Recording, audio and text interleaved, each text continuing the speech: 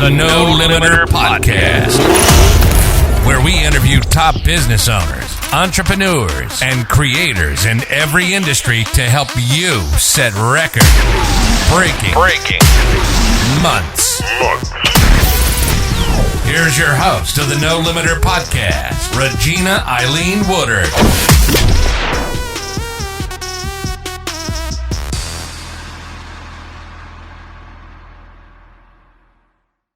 Welcome to the No Limit Podcast. I am your host, Regina Eileen Woodard, the queen of car loans and credit. And today we're going to be talking to Brad Golder. He does insurance at Provisions Insurance located in Brigham Farms, Michigan.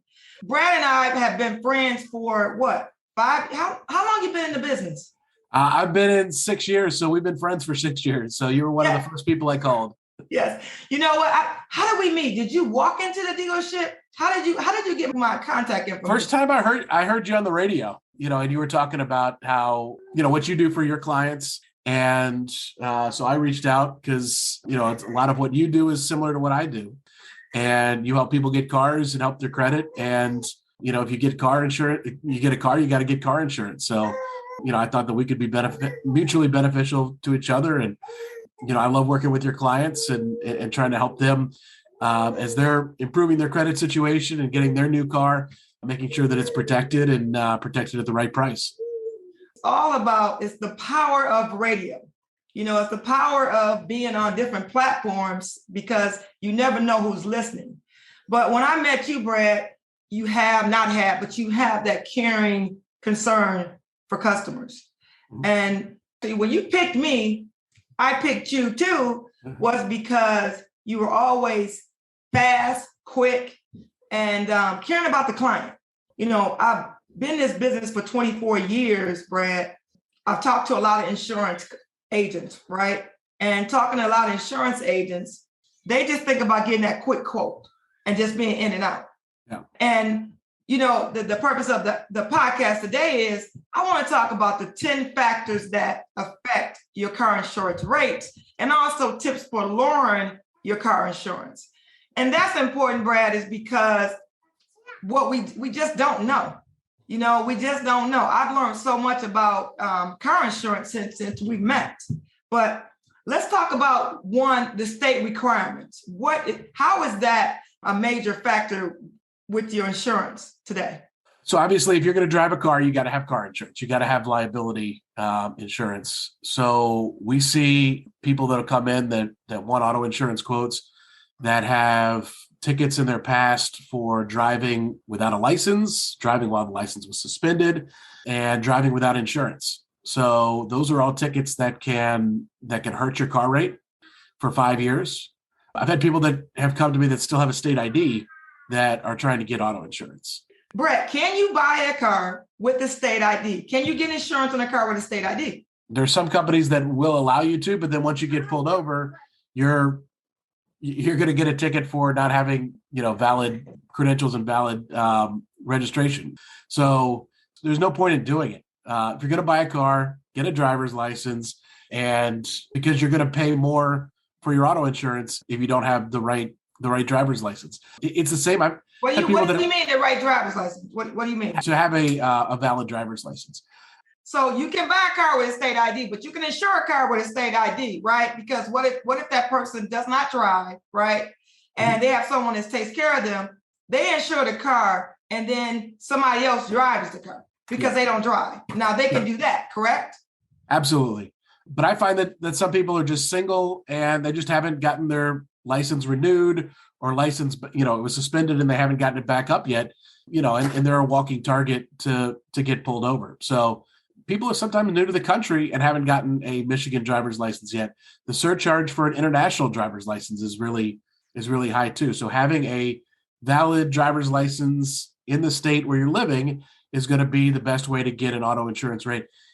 If you are disabled and somebody else is driving, that's a whole nother story because you're going to have somebody on the policy who has a valid driver's license. That's another story. But if it's just somebody who's single and just hasn't gone to the Secretary of State and done the right thing yet, they're going to be paying more for their auto insurance. But Brad, what about the individuals? Because if you reside in one state for 6 months and then you reside in another state for 6 months, or you're going to you just have that license in another state and you have a state ID, and that can you get insurance with a driver's license from another state and have the state ID, but you have a driver's license, but it's just not in that state?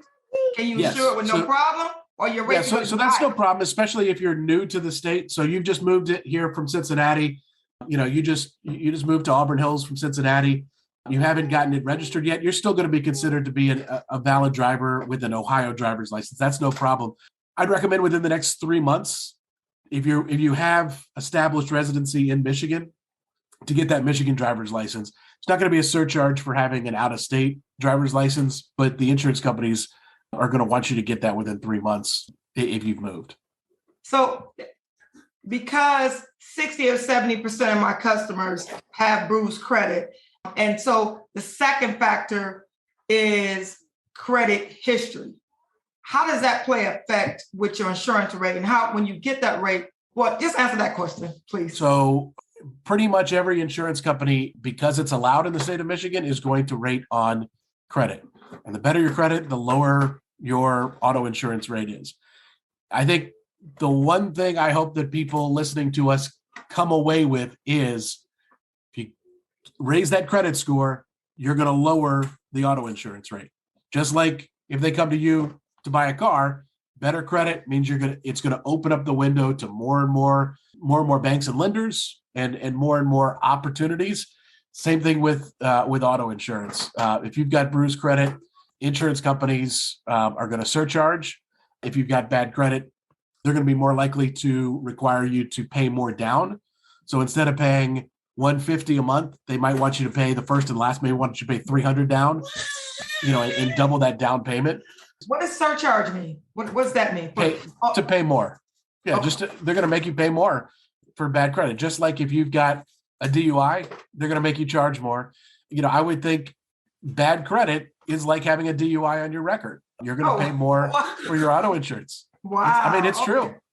All the factors that go into auto insurance, the biggest one that people can correct is the credit, is to get the credit better, get a better credit history going in, and the auto insurance rate is going to be better. So you're saying, okay, so if they're paying $550, let me just say they have a 550 credit score. 550 credit score, say their insurance is $250 a month. Should they come back? Should they call you or call their agent in 6 months or a year and say, you know what, can you try another insurance company? How do they get that lower rate? Yes. So as soon as when they get that credit score better, call your agent and say, hey, I know when I came to you, my credit was not good. It's better now. My credit score is a 650 now. So another huge factor is having consecutive coverage. 6 months of consecutive coverage is the magic number. So let's say you're in the process of buying a car. I would say auto insurance on something for 6 months, even if it's not the new car they're going to get with you. Put auto insurance on something, just liability insurance, get a bruised car or one that you already have, or put yourself on mom and dad's policy. So get a POS, right? Yes, exactly. Piece of shit. That's for everybody. That's a piece of shit. That's more the Regina I'm used to, is actually using the language. You don't hide behind initials very often. So I was surprised to hear you say, yes, piece of shit. Put insurance on your 1995 Mercury Mountaineer that's got rust, and put liability insurance only. You don't need comprehensive and collision. Don't need anything fancy. Put it for 6 months. 6 months of insurance is going to be a big factor. So when somebody calls me, maybe they have that 550 credit score and want me to get their insurance better. I say, let's do it when you've got 6 months of consecutive coverage and the credit score is better. We'll rerun it. We don't truly run an insurance or a credit score the way you do, where what does that look like? What does that look like, though? It's more of like it's a soft hit on the credit. So you're not going to actually see it reported with the agencies the way that you do see the reports when it comes to running actual credit, but running the like soft credit. Is it a soft pull? Soft pull of your credit. So it's not going to hurt your credit for us to run it, but the insurance companies are going to know basically more or less what your credit situation is.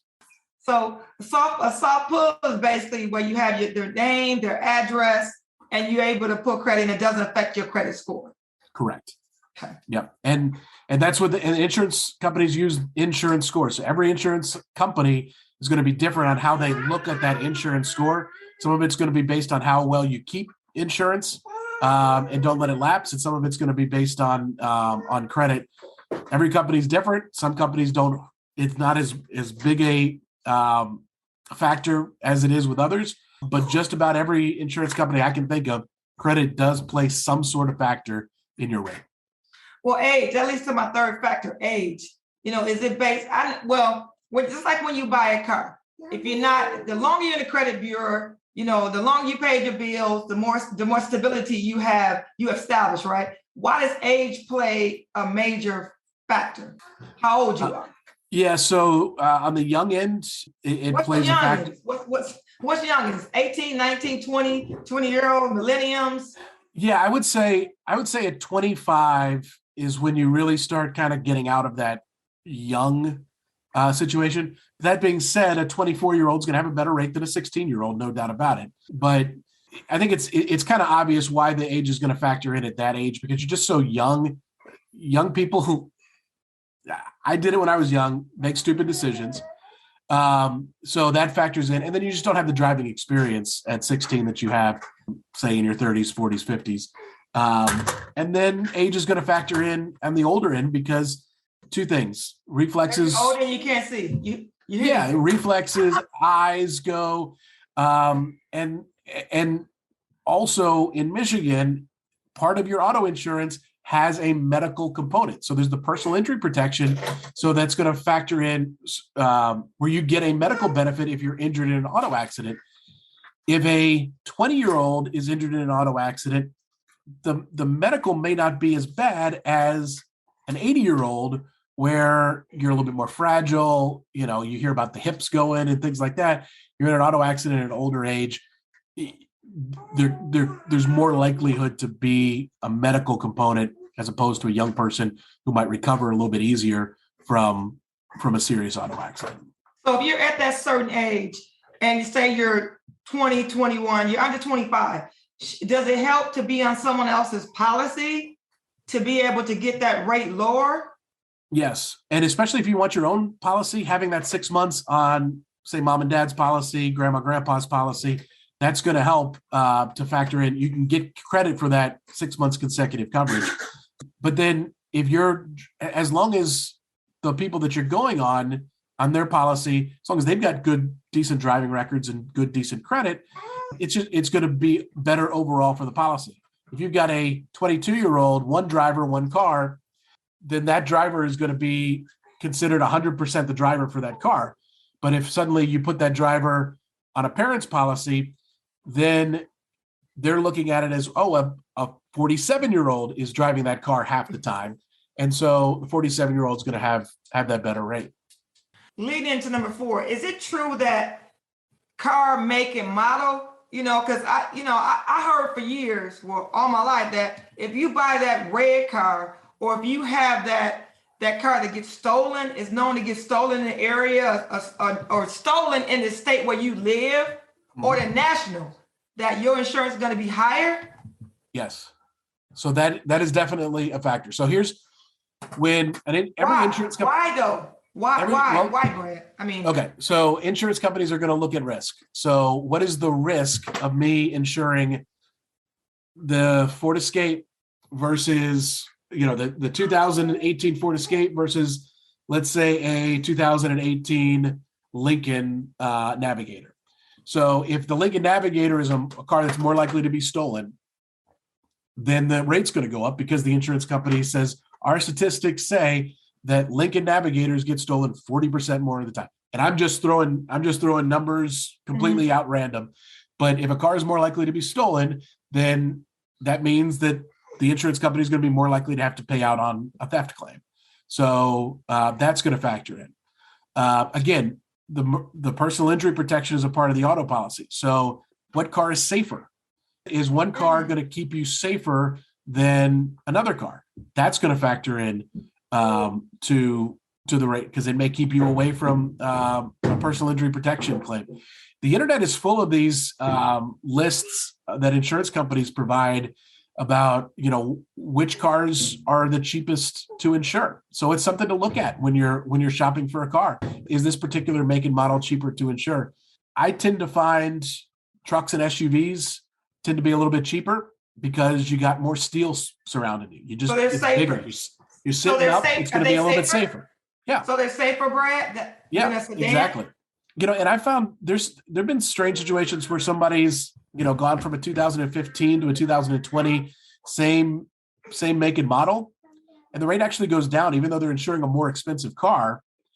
As the years have gone on, the car makers have made that car safer, and so the safeness has factored in more than the price of the car.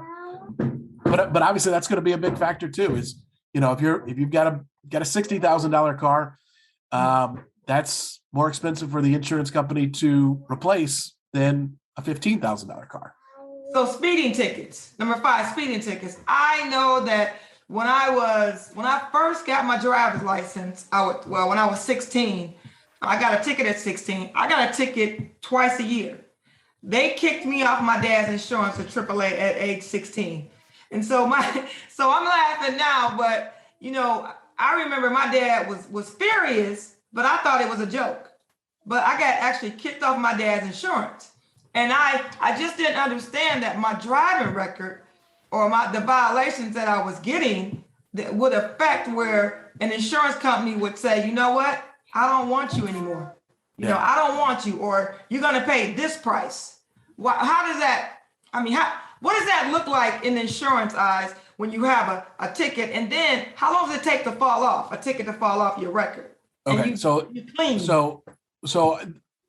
the record is there. We can see the record, but the most I've heard of an insurance company rating you is 5 years. I've heard of some companies only going back 4, some even only going back 2. So again, it's important to get with the right company. That's not, if you've got a bunch of tickets, get with the right company that's not going to rate them as far back. But the bottom line is, if you want better insurance, don't speed, don't get tickets, don't get into an accident. Your motor vehicle report and your CLUE report are going to factor in on your rates. So CLUE report's going to show accidents and claims activities, and the motor vehicle report's going to show any tickets. So now what's a CLUE report? So the CLUE report shows the insurance activity on your policy. So that's going to be your accidents for the most part. One thing on the CLUE report I would say is, just because you have insurance doesn't mean you have to use it. Okay. So if you've got a $500 deductible, and you've got a $700 claim, pay the claim. Pay it out of your pocket rather than making what becomes a $200 insurance claim, because the insurance claim is going to show up on your CLUE report, and you're going to be paying more for your auto insurance in the long run. If a claim is affordable to you, pay it yourself and don't turn it into the insurance. That's going to help you on your rate. And along that line, and I think this is one of the things that we'll touch on later, but raise your deductibles.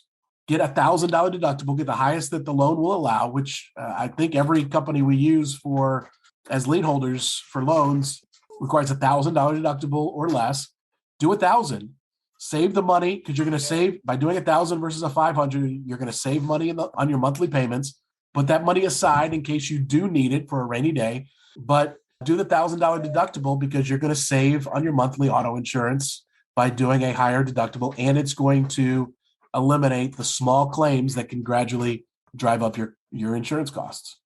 Now, in 2 to 4 years, or however long, if they look at your far as your claim on there, it goes away after those years, right? It's gone. Nobody can go back and look at your past history. Correct. Okay. Yeah. So right now, if you've got a 2016 DUI or a January of 2017 DUI, they don't care. That's 5 years. That's 5 years old. They don't care. But they're not going to see it though, right? It's on there. It is on there, but it cannot be rated because I've seen them go back. I've seen a Clue report and an NBR report that shows a 1984 so and so, and that it doesn't matter. It is on there, but it shows that it does not factor into the rating. They can't if the insurance company announces that their rating factor is 5 years in the past, they can't go back 6 years. That'd be a violation of state insurance law. Number 6 hits home with me big time, Brad, is because the yearly mileage. You really have to. I want to give everybody a way to be smart. To me, you got to be. I don't want to say beat the insurance company, but you got to be able to be a little bit smarter than they are, because Right. I'm working at Joe Longhammer Chevrolet now. But I was working at a Ford store in Detroit, and I know you remember. And I had a company car, and I purchased a Ford. Usually, I lease my vehicles, and I turned my lease in, and I said, you know what, I'm gonna get a Ford. But my insurance rate was crazy, because I think I remember you saying that because of the vehicle. It was a Ford Fusion. Mm-hmm. And because of that vehicle had a habit or the stolen rate was high, my insurance rate was higher than what I wanted to pay. Yeah. Well, think about a Fusion too. Sits low to the ground and it's not, a Explorer, something that's a bigger or a truck, F-150 or something is probably going to be less because it sits up higher. I'm learning too, because what you told me to do, I would not have done this if you wouldn't have gave me this suggestion. And the only thing I could think of was, you guys are tracking my miles. You guys are tracking my miles, right? When you tell everybody what you told me to do, what I put in my car. Get the device. Is this what we talked about? Yes. Yeah. So most insurance companies now do these smart devices where an insurance company may say, we don't like, maybe you got a bad driving record. Insurance company may have a certain rate for you that you just don't agree with. So you can prove them wrong by getting a device to put in your car or to put on your smartphone, and it would track things like time of day driven, hours. Time of day driven.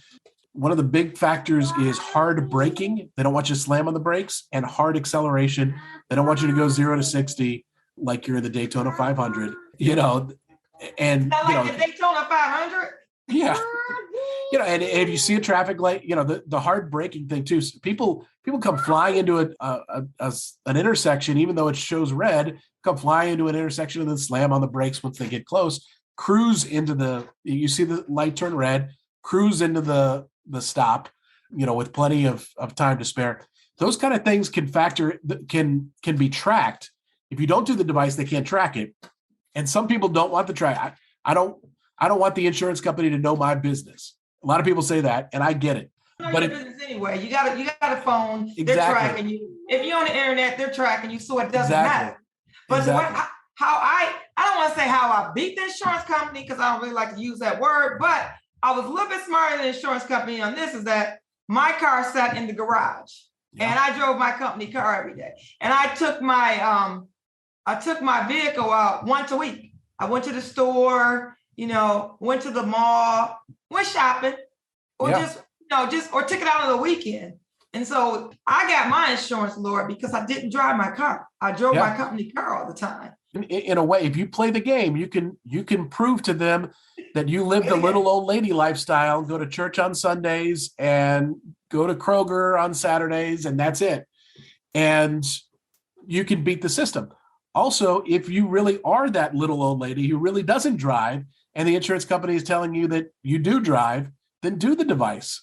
But the device could hurt you if you get the device just to get the discount, and then you drive all the time, all over the place, and like a maniac. Then they know that. So you're suddenly your $3,000 a year rate becomes $5,000 a year because of the device. So the device can hurt you, but if you play it smart, the device can really help you too. And just about every insurance, at least the big boys now, if you see the insurance company on TV, they probably have the device because they like to know information about you. Who are the big You can boys? be smart about it and you can do it. When you say big boys, Brad, what do you mean the big boys? The ones that you see on TV, the Progressive, Nationwide, Liberty Mutual, State Farm, Allstate. If you see them on TV advertising, they probably have the device now. It's some of the more mom and pop insurance companies, regional insurance companies that maybe don't do the technology as much. Are you in the market for a new or used car? Whether you're in the Metro Detroit area or anywhere in the U.S., call or text me at 248-301-0461. And I go to work on getting you the best deal possible. That's right, we're delivered anywhere in the U.S. Call or text me at 248-301-0461. So 7, driving record. We touched on that a little bit, but is it important that you limit your accidents per year? Absolutely. Why? 0 is the best. But why? If it's not your fault, though, let's just give an example here, right? You're in an accident. It's not your fault. Someone hit you. Yeah. Are you penalized because of that? Yes. Number one, Michigan's a no-fault state. So what does no fault mean, Brad? Okay. What's no fault mean? So a no-fault state means that I'm responsible for my car and you're responsible for your car. I need to get insurance on my car. You need to get insurance on your car. And when we're in an accident, my car is my responsibility. Your car is your responsibility. There are some tweaks in there where there's some situations where if you hit me, there's still some responsibility on you. There's still some responsibility on your insurance company. But for the most part, mine is my responsibility. Yours is your responsibility. So even though you're a crazy driver, you hit me, I was just sitting at the light. I still have to turn the claim into my insurance company. You have to turn the claim into your insurance company. And my insurance company has to pay for the damage that you did to my car. That's what a no-fault state means. And it means that if I'm in a not-at-fault accident, I can still be penalized. The other thing that a not-at-fault accident shows is if there's a history, let's say over 5 years, you have 3 not-at-fault accidents. There's a history of showing that maybe you're not the best defensive driver. Or maybe you're not at the right place at the right time. Sometimes shit happens and there's nothing you can do about it. You're at a light, you get rear-ended, there's nothing you can do about it. But there's certain situations where somebody cuts you off, and even though they're at fault, maybe you weren't quite paying attention enough. Maybe you weren't quick enough on the brakes. Maybe you were going a little too fast. Anyhow, even though it's their fault, there's always levels of fault. And even though at fault or not at fault is really kind of black and white, we know that in driving situations, there's some gray areas there. So I would tell you as a driver to just be as defensive as possible and to avoid the situation where you get into any sort of accidents, the process of the claims and the process of having your auto insurance go up. Well, so in other words, you're saying if you at a light and you can avoid somebody hitting you, you should avoid it, but then you hit something else because people do that. So if you can avoid it, you avoid it, correct? Is that what you're saying, basically? Absolutely. If you can avoid it. Obviously, there's situations where you can't. But anticipate, all the things that you're probably taught at the age of 15 in driver's ed, you want to do that. You want to give drivers enough space on highways, especially, expressways going fast. This dude behind me is all over the place, weaving and bobbing and going crazy. I want to get all the way over and not even have to deal with this dude who looks drunk or looks crazy. I don't want to do it. So anticipate what could happen, anticipate which drivers are nuts, as much as possible, and which ones are good drivers, and do your best to avoid accidents. Again, shit happens, and most insurance companies look at a driving record as such, where over 5 years, if you have one speeding ticket, probably not a big deal. You have one not at fault accident over 5 years, probably not a big deal. You start to have a few tickets, you start to have a few accidents. Suddenly you're going to be, this is a person that we don't want to deal with. And that goes back to what I talked about on the small claims. If you're a person that's making small claims, so you have a little windshield crack, and you're starting to make claims over things that are just a little bit over your deductible. That you could have got fixed, right? Yourself, Right. out of pocket. Yeah, you do it out of pocket. So maybe that claim is not the bad one, but then you have a legitimate one. You have a $17,000 total that's a not at fault. So that one you can't avoid. You got to turn in a claim for $17,000 because you're not rich. You're not Bill Gates. You got to turn that one in. But now all of a sudden you got two because you turned in that stupid ass windshield that you could have paid for out of pocket. That's where those really factor in. It's not the first one. It's the ones that start accumulating and show a pattern of being an insurance company is going to say, look, this person keeps on turning in claims. They're a pain in the ass. This is not somebody we're interested in. So I'm laughing, Brad, because, you said, to avoid accidents, right? So when I went out with some friends last night, my best friend's sister birthday was Thursday. So we went out last night, went to a little, it wasn't a little club. And, it was music, drinks, food. And the only thing I kept saying in my head, then I eventually said that to the group, was like, we need to get out of here so we can get home before everybody else leave out of here, right? Because once you put yourself in that zone, everybody's rushing out the door at the same time to get home. You got people that have been drinking or had too much to drink. And then you might run into somebody you don't run into. I mean in your car, or you see somebody driving because everybody's rushing home from the bar or from their destination. My mom used to tell me nothing good happens once the streetlights come on, right? Get inside, dinner's ready, you're not going back outside. It's the same on driving, right? And it's why those devices that you can use to try to help your rate, those devices surcharge if you're doing a lot of 2 a.m. driving. Oh, because wow. That's when the drunkards are out there. That's when you as a driver might be not as good, right? If it's 2 a.m., look, I'm a parent. I've got kids. I put them down at 8 o'clock. I'm in bed by 8:30 a lot of times. I'm so tired. I couldn't imagine at this point in my lifestyle driving at 2 a.m. Some people are built like that. Some people are younger than me, and some people are okay at 2 a.m.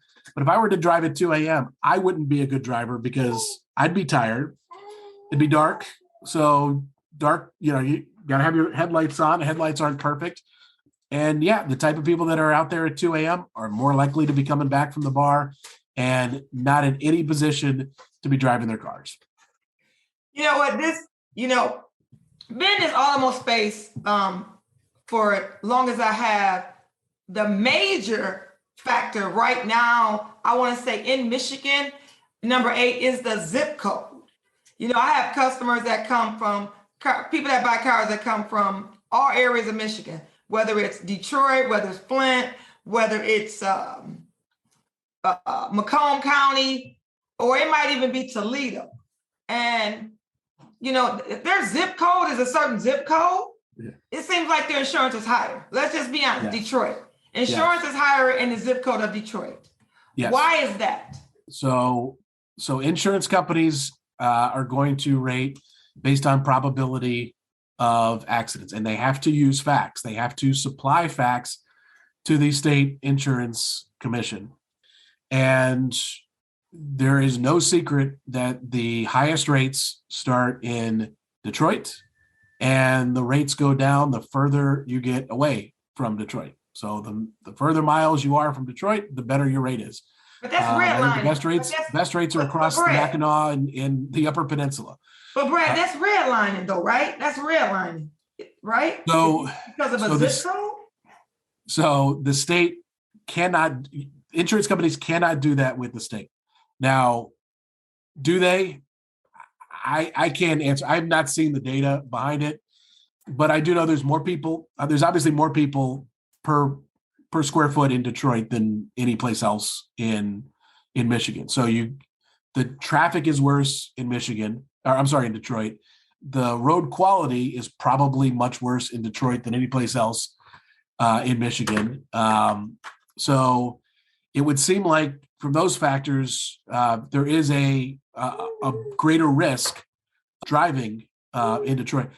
I find when I'm driving in Detroit, the roads don't make any sense. Like all of a sudden, like the traffic patterns are terrible. A lane will just randomly end because they don't have good signage, or the Because they signage want you is, to pay attention. Because they want you to pay attention, Brad. yeah. And I know that the police times of like response are a lot worse in Detroit. A lot of that, and the fire, that a lot of that's more on the rate increases on houses, but and the just the overall crime rate in Detroit is higher, which would lead to higher rates of theft and vandalism.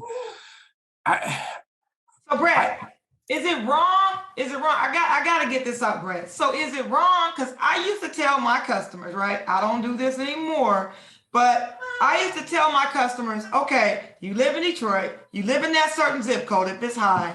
Find someone else that lives in another city, right? And get your insurance there. Yeah. So you would pay less, and then you'd get in an accident, and then they wouldn't pay because you've committed insurance fraud. So, I mean, I can kind of stop that right there and say, look, there's no point in doing it because then you don't really have insurance. So then you're paying for nothing, and you get into a what if you live in two places? You can live in Detroit and live somewhere else too, right? So I know that there's obviously a lot of people that are like 50-50. Like I got mom's house and I got girlfriend's house. And I stay there. Or they got boyfriend's house. Yes, exactly. I stay there 50% of the time. I stay there 50% of the time. Great. Establish residence.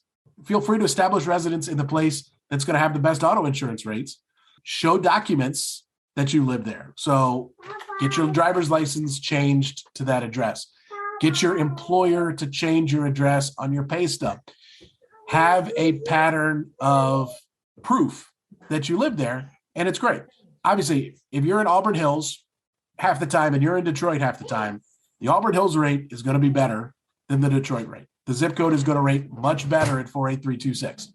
So get your documents in line. If you actually legitimately live there, get your documents in line so that you can prove it when the insurance company says, nah, you were here, you got into an accident in Detroit, you live in Detroit. Don't let them come back to you. Say, no, I used to live in Detroit. I don't live there anymore. But just make sure it's legit. Look, get your paperwork in order. Just get your paperwork in order. That's all. There's a lot of good things about living in Detroit. You're paying probably very little for a house. I mean, you can get a house for a very low amount. Some of your lifestyle things, if you're living in Detroit, you're paying a lot less for. Auto insurance just isn't one of them. Right. It sounds like, I don't want to make it sound like we're like bashing Detroit, but if you live in another state, right? Let's just say you live in Florida. And one of the cities there because Detroit is a city, Michigan is a state, right? So Florida is a state, and just say I have some family in Mobile, and then I have some family member in Lakeland. All are in Florida, but the city is different. So I'm trying to phrase my question right, where it's just not Detroit, it's other areas too, and other states, right? Sure. If you're in Miami, I don't do Florida auto insurance very often, but if you're in Miami, I'm sure you're paying more than if you're in whatever suburb is 30 minutes outside of Miami. It's going to be Orlando is going to be the same way. Any city. I grew up in Atlanta. I'm guessing that Kennesaw and Marietta, Georgia, pay less than downtown Atlanta for auto insurance. But why? Because of the traffic and the probability of accidents, probability of theft, probability of vandalism. You know, again, it all has to be proved by statistics. And look, the redlining claims could very much be legit. I feel for anybody that lives in Detroit, and I have sympathy. I have sympathy for anybody who faces any sort of discrimination. To me, it's horrible, and it obviously goes on. To say that we don't have any discrimination based on race in our society is completely false. We have a lot of work to do. I'm discriminated against based on being Jewish, and I know that there are people out there that hate Jews. And to see where we are, I mean, this is not auto insurance, but to see where we are as a society, there are certain things that we have not come far enough at all from the days of Dr. King. And I'm sure that there is racial discrimination in auto insurance. But I also know that the insurance companies do have to provide proof as to why they are surcharging Detroit and Flint and Pontiac as much as they are. I'm sorry, I keep cutting you off here, but so you believe in the Dr. Martin Luther King holiday, being Jewish? Do I believe in the holiday? Absolutely. Yeah. Sure. So you celebrate that? You go to work? I probably don't do enough.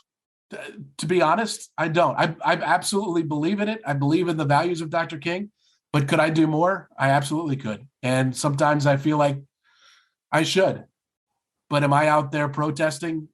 I'm a silent protester, and me too. I sometimes feel guilty about it.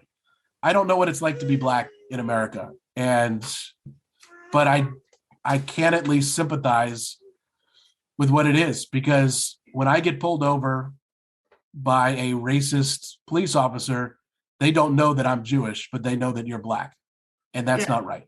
We have to do what we can to eliminate the racists on the police force. And you know what? It may never happen, but I can't control the rates, but I can sympathize for somebody that lives in a majority Black area where the rates are ridiculously high, and it sucks.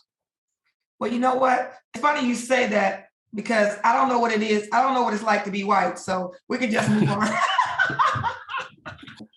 All right, so that leads to number 9. So if being married, marital status, do you get better insurance because you're married, or if you're single? Because doesn't that play where if you're married and that person has a bad driving record, you got a good driving record? I'm just trying to see. I'm single, but I'm just trying to see how that plays. Yeah, I in Michigan, I know they used to be able to rate on marital status. I don't think they can anymore. I think the 2020 reforms, I think, eliminated gender and marital status as what they could rate on. But if you're married, you should include your spouse. I see a lot of married people try to do separate policies. You know why though, right? Because one's got a bad driving record. One has a bad driving record. Yeah. One has the bad credit. I see this all the time. They never want to put it together. But right. How I look at it, even though I'm not married, but I've seen a lot of things. Everybody pays their bills on time, right? Certain things happen.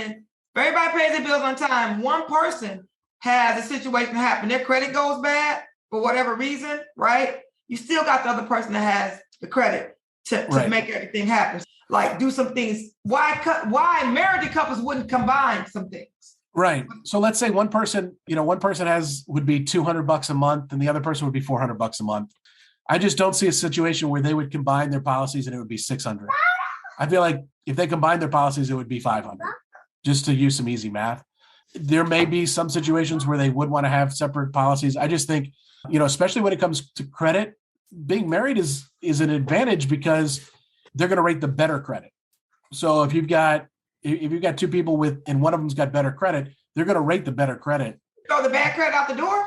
Yes. Oh, they're just going to take the better number. They'll just take the better number. The driving record, you can't really do anything if your spouse is a bad driver. That's going to play in. But I still think overall, you're going to pay less as a household.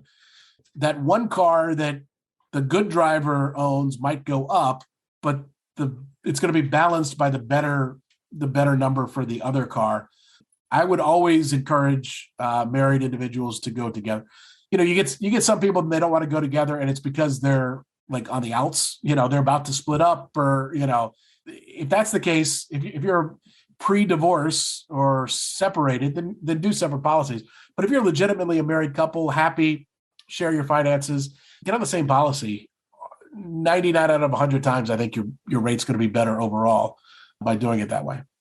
So my last impact, number 10, gender. Gender, being a female or male, you guys drive better than we do? Or no, worse. I'm confused. It used to be the men had higher insurance, but I don't think Michigan can do that anymore. Everything that is evolving on gender issues, I think states and insurance companies are getting completely away from that, because let's face it, gender is a more fluid situation than it was 30 years ago. And I don't think insurance companies want to be the police as to whether somebody's male or female. That's not their fight.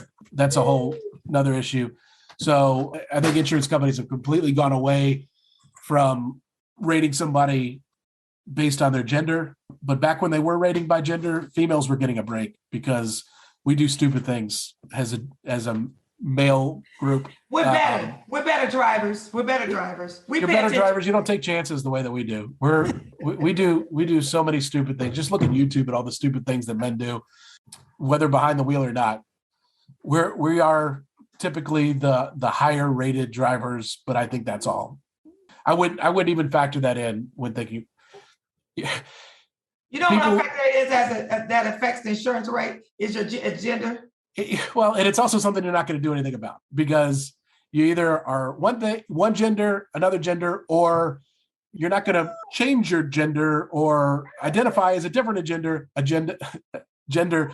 based on auto insurance. There's some reasons you may identify differently, but that has nothing to do with auto insurance. That's again going down a rabbit hole that is not even necessary. So gender is nothing that you're going to change based on auto insurance. So it's nothing you can do about it. And I don't think insurance companies are rating on it. Well, there you go. The 10 factors that affect your insurance rate. But while we're wrapping up, let's give a few tips on how do you lower your car insurance, because the one thing I pride myself into is when I send my customers to you is that you're always finding the ways to lower their insurance. Because when I send my car customers to you for insurance, you think like I do. How can we get them the cheapest payment? How can we make their payment cheaper, not forever, but cheaper at this time, but to gradually continue to keep it the same price or lower? What are one of the tips that you do as being a broker? We never talked about, the reason I chose you, Brad, and we chose each other was because you shop insurance rates with different insurance groups. When you go to like Progressive, you're going right to Progressive, and Progressive is not shopping. Progressive is giving you their one rate, correct? Right. Yes. So lowering your auto insurance. Again, I can't stress it enough. Raise your credit. That's going to lower your auto insurance. Have a good payment history on your auto insurance, 6 months of consecutive coverage, good credit. Those are the basic ways to make substantial changes to your auto insurance rate. So here's some others that are going to, companies are going to provide discounts for. Companies are going to provide discounts based on your affinity. So some sort of organization you're involved in. So be upfront as to what you do and organizations you're involved in and organizations you're willing to join to get an auto insurance discount. I've got companies that'll give you a 10% discount if you're a member of a credit union. You can become a member of a credit union by putting $5 into a credit union. What if you don't belong to a credit union and you say you belong to a credit union and then you go join a credit union? Can you do that later? Yeah, sure. And still get the credit? Sure. I mean, if you're going to do it in that next week, if you're going to get in it, you're a member of the credit union. If you get your loan through the credit union, that's another way too. If you're financing with a credit union, but tell your agent about your groups. Say I graduated from Oakland University. There's an alumni discount right there. I work for fire department. There's a state employee, county employee discount, some sort of group discount. Tell them everything that you're involved in, and maybe they've got a discount for that. Do whatever the agent says is going to be cheaper. So paperless. Don't have them mail. Maybe one company give you a 2% discount if you go to email and do your e-signatures and do all that. Everybody wants to do that. Everybody wants to do that. Nobody wants to mail anymore, even though I'm still with the mail somewhat. Yeah. And you know what? Your agent can still print you out a copy. If you're at the dealership, we sell you a policy. I'm going to email it to the car salesperson. I'm going to send you a copy, and you can stick it in the printer, and you can print out the documents there. So do things like little discounts like that. If you can save up for it, pay 6 months in full. I've seen companies that's a huge discount to pay it in full as opposed to go monthly. But if you're going to go monthly, How much can you save though, I've Brad? seen up to 10%. Progressive probably has the biggest paid in full discount. So, I mean, some of the paid in full, if you can afford it, it's a lot of times it'll save you about a month every 6 months. So you're really paying about a 5 months worth of insurance to do the paid in full. So that'd be a good one there. How important is the bundle? Because I say that a lot to my customers. Well, you're gonna be the bundle. If you don't have renter's insurance, you know what? You're gonna get renter's insurance. How important is that, the bundle? I know how important it is, but I don't think people really understand the value of the bundle. And it's a huge value if you're a renter, which I found strange because you would think insurance companies would want homeowners because a homeowner's insurance policy is a more expensive policy than a renter's policy. But of the companies I work with, I think every one of them discount for having a second policy is the same. And it's typically about a 10%, 15% discount for having multiple policies. I think I've seen as much as a 20% discount for having multiple policies. And it doesn't matter what it is. Renter's insurance could be about $200 a year. Homeowners, maybe $2,000 a year. So if you're renting, I've seen people that having two policies is a lot cheaper than having just one policy. So renters is not even just a free policy. It's better than a free policy. So Brad, my final and last question. What would you share with someone that was looking for an insurance agent, was looking for a good insurance agent? Is there certain qualities that they should be looking for? Because, I know when, I do videos all the time. And one of the things I say is that when you're looking for a car, you find that, you find that dealership you want to buy that car at, right? Unless you've been referred to someone, is that you go to that dealership or you talk to that salesperson, right? You find out who you're dealing with. You look their Facebook page up. You look this. You find out what kind of person you dealing with, right? And you find out their integrity. What kind of advice would you give to a person that's looking for a good insurance agent or good insurance person to deal with? All the things that you would basically think of as far as dealing with a decent human being and somebody that's moral and ethical should go into it. But the type of insurance they're selling, I can't stress anymore that working with an independent agent who doesn't care which company you work with, you get is going to help you in the long run. So an independent agent is appointed with many different companies, so they can search many different rates for you. A captive agent is going to be one that, the name of the insurance company that they work with is going to be on the wall of the building they work for. It's typically going to be in like a strip mall. But there's nothing wrong with that company. Those type of companies. What's a captive? So a captive agent can only sell that one product. So they've got. Look, I mean, I don't have a problem with State Farm. I think it's a quality product, but the State Farm agent sells State Farm. And if you want something else, they're going to try to sell you State Farm. That's what they've got. And the independent agent is going to be able to sell you whatever companies that independent agent is appointed with. I have 20 different options or more for people as a captive agent. Also consider, you could shop for multiple. You can shop with an independent agent and then send your stuff over to a State Farm guy too. And think about some of the specialty companies. USAA works with the military. If you're active or retired military, try them. In addition to an independent agent, try MEMIC if you're in the education community. They may have a good rate, they may not. You may not even like your MEMIC agent. You may not want to do business with them, but at least give them a shot too, because they specialize in teachers and educators. So yeah, shop it around. If you're only going to shop with one company, shop with an independent. If you shop multiple, I would say do an independent and then some captives. I'll try to get the best rate. Try some onlines, the eSurance, progressive.com, which by the way, as an independent agent, I have a completely different Progressive than the progressive.com. People don't realize that, but those are almost like two different companies. So You can shop with an independent, see what their progressive looks like, and shop progressive.com and see what their progressive looks like. They may look completely different. You said two key nuggets doing this podcast at the end was captive agent and independent agent. A captive agent is someone that has just one brand. If it's State Farm, if it's Allstate, right?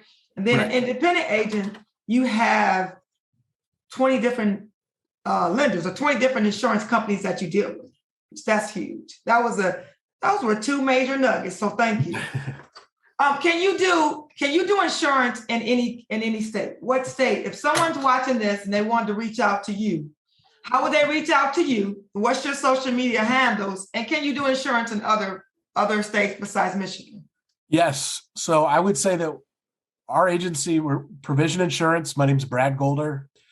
We are, I would say, strongest in Michigan because that's where we are headquartered. But we do offer insurance in other states. We are an independent agency in Georgia, Ohio, California, Florida, for sure, and a couple others that I can't think of off the top of my head. Plus, we are licensed in all 50 states. I've got clients in Arizona, Illinois, Hawaii. I'm waiting for that visitation invite there, but I've got a Hawaii policy, South Carolina. So yes, any state, but we do tend to be better and more options for people in Michigan. That's good to know that you have agents in others. I mean, you have customers in a lot of states, and we know where you specialize. We know where you specialize in is Michigan, but if you are looking for a quote in Michigan, I would want them to call Brad Golder at Provision Insurance, or if you're looking to get a quote in another state, you can also give them a call. What's your social media handles? I'm on Twitter, bgolds19. Although most of that stays more like personal and not like insurance. I don't like boring people with all the insurance talk, but I am on Twitter. I'm on Facebook, but that's really just where you can see pictures of my kids that my wife has posted and tagged me. But I'm on Facebook, Brad Golder. Just search. I don't even know what the slash is on Facebook. But call me up. That's really the big thing. If obviously clients. What's your number, Brad? What's your number? Here are the digits: 248-686-1584. 248-686-1584. If you got a policy and you wanted me to look at it, you can email it to me at bgolder, BGOLDER at provisionagency.com, not provisionagency.com. Or reach out to Regina. You got all my cards. You got ways to send people my way. Ask me questions. I love to answer them. And we'll talk about your situation and find ways that you can save on auto, home, business, life insurance. By the way, one thing we didn't talk about, if you're let's say you're buying a truck and you're a contractor, if you're using that truck for business purposes, you can do a business policy. And sometimes that may be a good way to save some money and would be the correct insurance. If you're using it for 51% or more business use, put it in the business name. So that's something else we could talk about. We can do business insurance. Wow, you can do a lot. So Brad, I see you have a hat. Do you have a shirt too with Provision Insurance on it? I've got a few in the closet. Yeah, I'm just working on a t-shirt on a Sunday afternoon, but I do have a couple polos. I want a shirt. Of course, you need to give it to me in a hat because I'm gonna do a video before this comes out. Because before just talking about the importance of insurance, and you're gonna tell me what to say. So if you have a shirt and a hat, get it to me this week. Okay. And I'm gonna do a video for you. I'll do it before this comes on. Sounds good. All right, Brad. Thank you. Bye, Regina. Bye-bye. Thanks for listening to another episode of the No Limiter Podcast with Regina Eileen Woodard. Remember to subscribe and review the No Limiter Podcast wherever you listen to your favorite podcast and the No Limiter Podcast YouTube channel. Every listen and review helps to get this podcast out to as many no limiters like you as possible.